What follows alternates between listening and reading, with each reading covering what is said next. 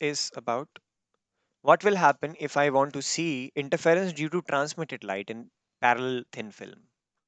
Interference due to transmitted light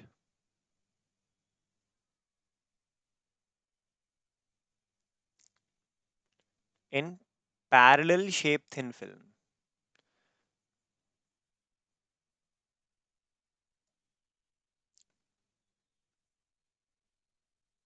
Fine.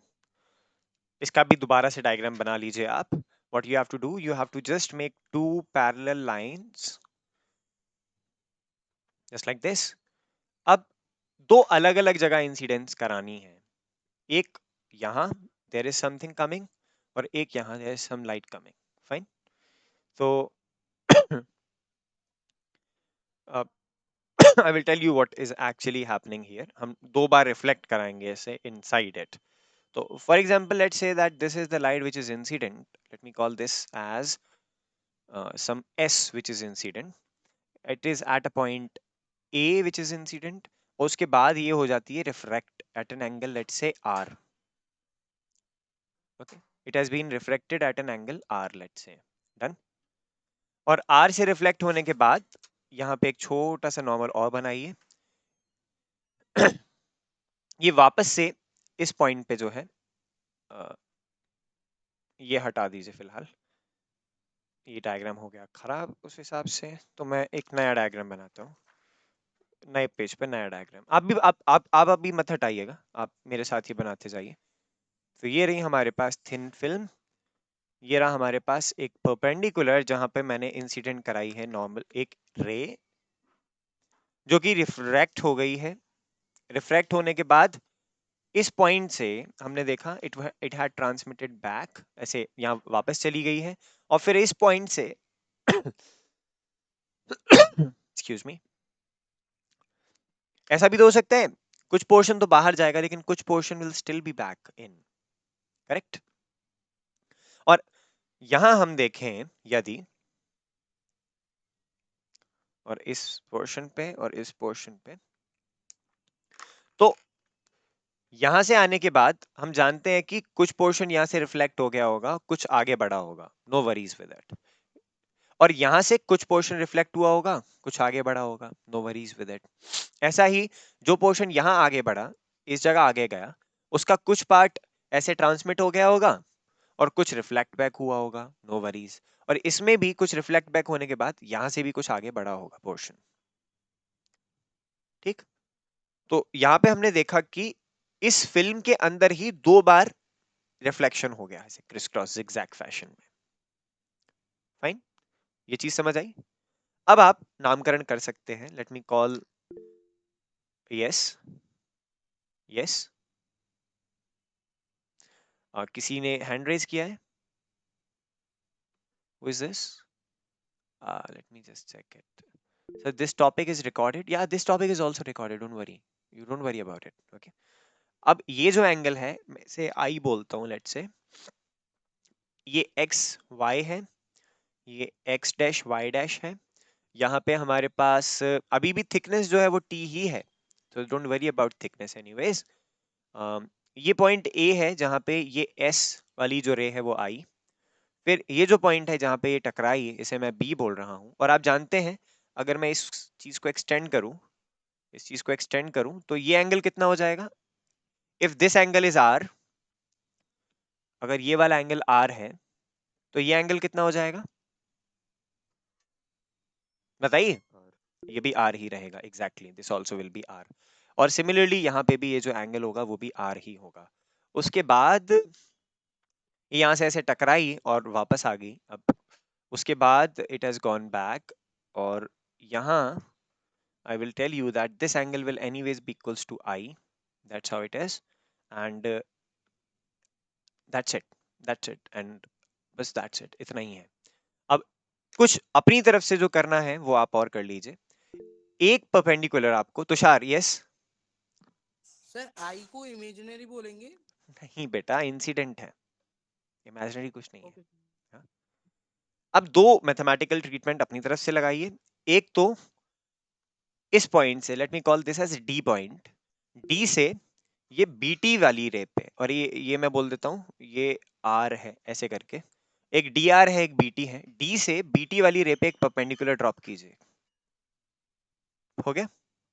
और इसी तरीके से एक परपेंडिकुलर ड्रॉप कीजिए आप बी से, इसको मैं सी बोल देता हूँ, सीडी पे, बी से एक सीडी पे परपेंडिकुलर ड्रॉप कीजिए। कर दिया? Have you done that? So I will have to go to college for chemistry practical, so can I leave? बेटा शांति से निकल जाया करो, क्यों डिस्टर्ब कर रहे हो बीच में? ठीक है, you don't have to ask. आप बहाना बना सकते हैं दैट सर मेरा इंटरनेट वीक था। Anyways I am recording these lectures, and if you have a class in college which is in live class interactive, आप जा सकते हैं, don't worry about it. Fine. अब यहाँ पे कुछ चीजें हमने ली जो अपनी तरफ से ली कि परपेंडिकुलर्स ड्रॉप किए, एक ये चीज हो गई, और इनका नाम भी रख देते हैं।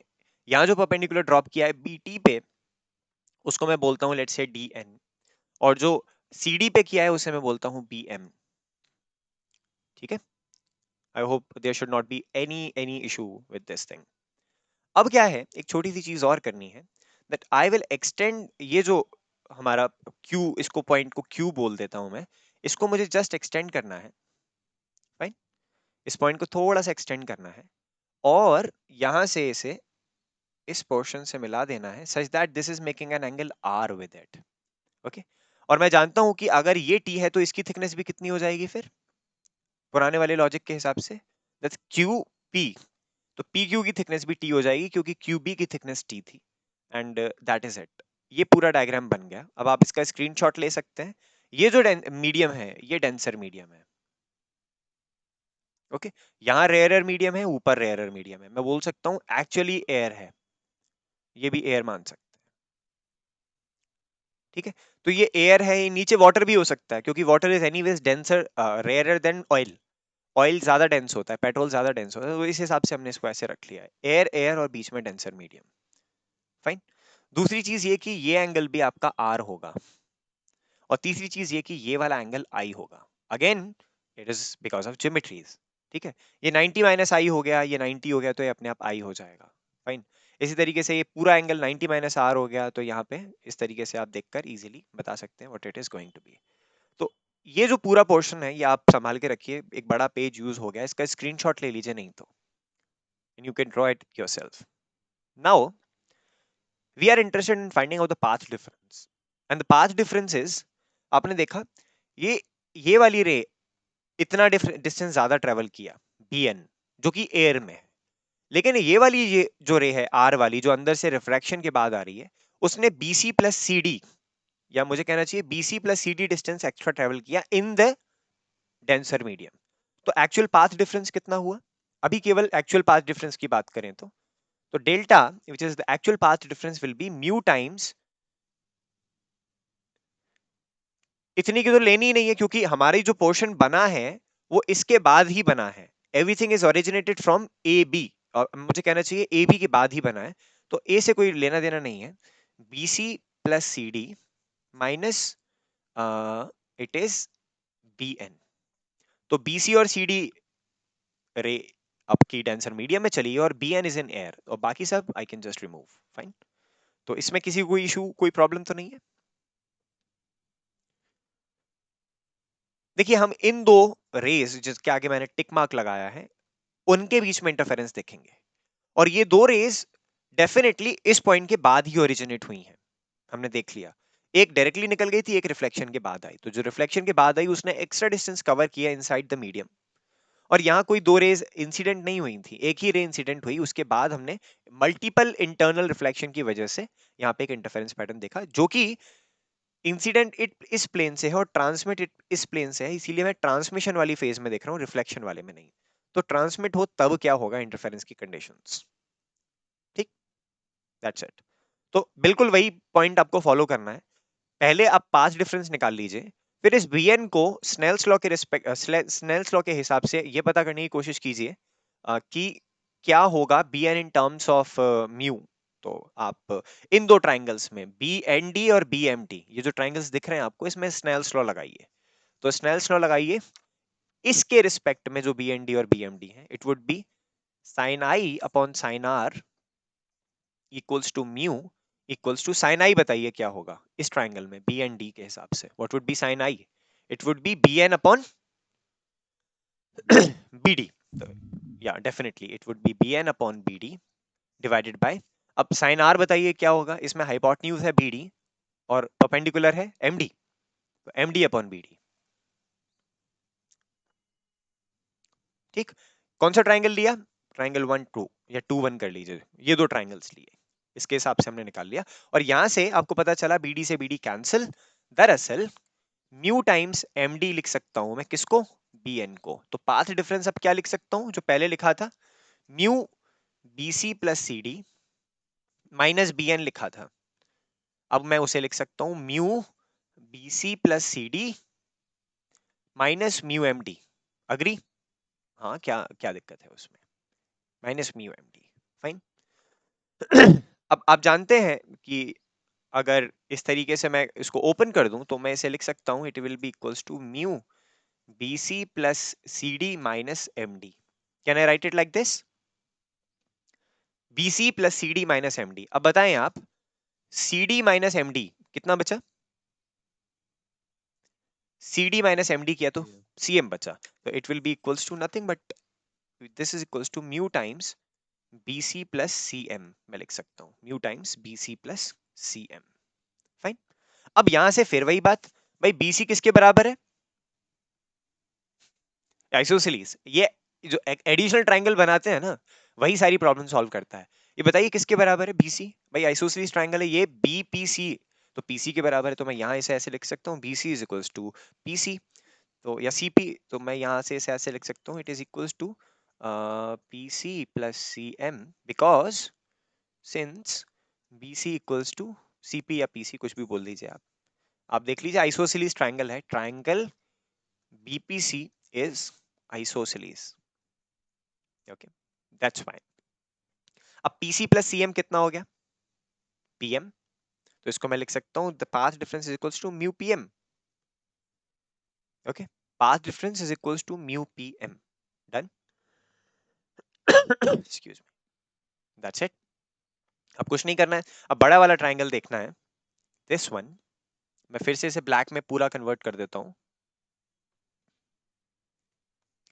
This is a right triangle, this is having angle 90 degrees, ये एंगल आर है, ओके, ये 90 है। अब आप बताइए how would you right it, PM को कैसे लिख सकते हैं आप, कॉस आर अगर देखें तो again you would 2t get that cos 2t r. cos r, exactly it would again be same, that PM is equals to 2 into t into cos into r. तो फाइनली पाथ डिफरेंस कितना हो गया,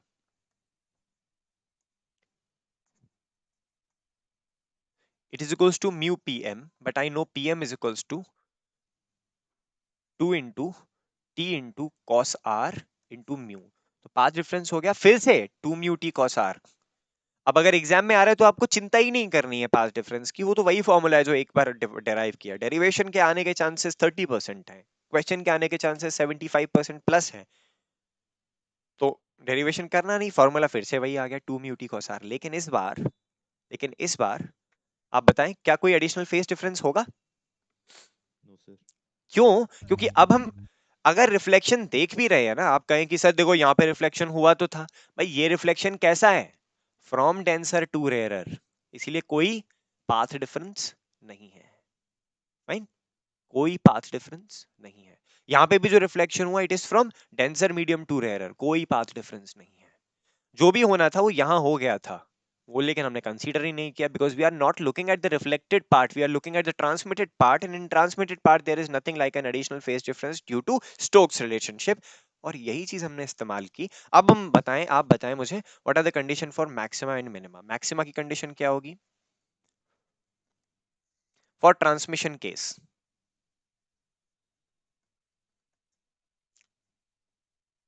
what is the condition for maxima, that this path difference which is 2 mu t cos r has to be equals to 2n times lambda by 2.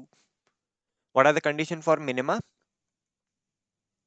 that this 2 mu t cos r has to be equals to 2n plus 1 times lambda by 2, या आप 2n minus 1 भी कर दें वो भी odd multiple होगा, but then you have to start with, yeah, that's it, okay, so here you should start n from 0 1 2 and so on, here you should start n from 1 2 and so on. ये चीज याद रखने वाली है। Okay, and अगर ये नीचे वाली कंडीशन सेटिस्फाई होती है for a given wavelength, you will see dark fringe. Dark दिखेगा, दिखेगा ही नहीं। सोप बबल पे भी कई सारी पॉइंट्स ऐसे होते हैं जहां पे आपको डार्क स्पॉट दिखता है, कोई कलर नहीं दिखता है, आपने कहीं ऑब्जर्व नहीं किया होगा। 2 mu t cos r equals to 2n lambda by 2 will be condition for maxima और किसी पर्टिकुलर वेवलेंथ ब्लू के लिए या वायलेट कलर के लिए या रेड कलर के लिए या ऑरेंज कलर के लिए, कोई भी कलर के लिए जहां मैक्सिमा सेटिस्फाई होगा आपको ये दिखेगा। ठीक है, that's how it is. That's it. That's all about parallel shape thin films and interference through it. Okay, एक छोटा सा होमवर्क दे रहा हूँ। आप ये देखकर मुझे बताइएगा कि एक्चुअली पहली चीज तो मैं ये बता दूं आपको कि जो कलर वगैरह दिखते हैं वो इन पे डिपेंड करते हैं कि मैक्सिमा की कंडीशन किस वेवलेंथ के लिए, किस थिकनेस पे कहाँ सेटिस्फाई होती है। Point number 1। क्या ऐसा हो सकता है कि हम इस तरीके का इंटरफेरेंस फिनोमेना स्लिट सोर्स या नैरो सोर्स से देख पाए? इसका जवाब आपको देना है।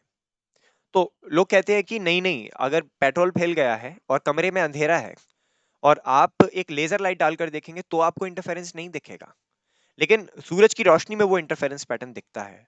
तो कहीं ना कहीं एक कंडीशन सेटिस्फाई हो रही है that we require broad source. बड़ी सोर्स की जरूरत होती है ताकि वो पूरी की पूरी सोर्स उस इंटरफेरेंस या थिन फिल्म को इल्यूमिनेट कर दे और उसके बाद आपको पैटर्न दिखने लगे। एक छोटा सा क्वेश्चन है, क्वालिटेटिव भी मान सकते हैं आप इसे या थियोरेटिकल मान सकते हैं। What is the necessity, why it is necessary to use a broad source in order to observe in order to observe colors in thin film interference? It's not a DHA, but I would appreciate it if you would sir reply. Broad source का एक बार फिर से define कर दीजिए। Broad source से क्या मतलब है? डिफरेंट वेवलेंथ्स या फिर? नहीं नहीं नहीं नहीं नहीं नहीं, इट्स डिफरेंट वेवलेंथ, मतलब हम तो यूज ही करेंगे white source anyways. Broad source का मतलब है पॉइंट सोर्स ना हो। क्यों भाई? पॉइंट सोर्स से निकलने वाला वेव फ्रंट ऐसा होता है और ब्रॉड सोर्स से निकलने वाला वेव फ्रंट हर जगह हर तरीके से निकलेगा। I am talking about a broad source, not a point source. ना स्लिट हो, पॉइंट सोर्स ना हो, ब्रॉड सोर्स हो। तो आप बताइएगा कि क्यों जरूरी होती है broad source? Can you repeat the question? The question is very simple, और मैं आपको कल की क्लास में उसका आंसर भी दे दूंगा। बट आई वांट कि आप थोड़ा सा उसे कॉपी किताब के पन्ने पलट के कहीं से इंटरनेट पे सर्च करके मुझे बताएं ऐसा क्यों जरूरी है। Why is it necessary to use broad sources in order to observe? Why is it necessary to use broad sources in order to observe interference through thin films या in thin films? Why they want chashma? Okay,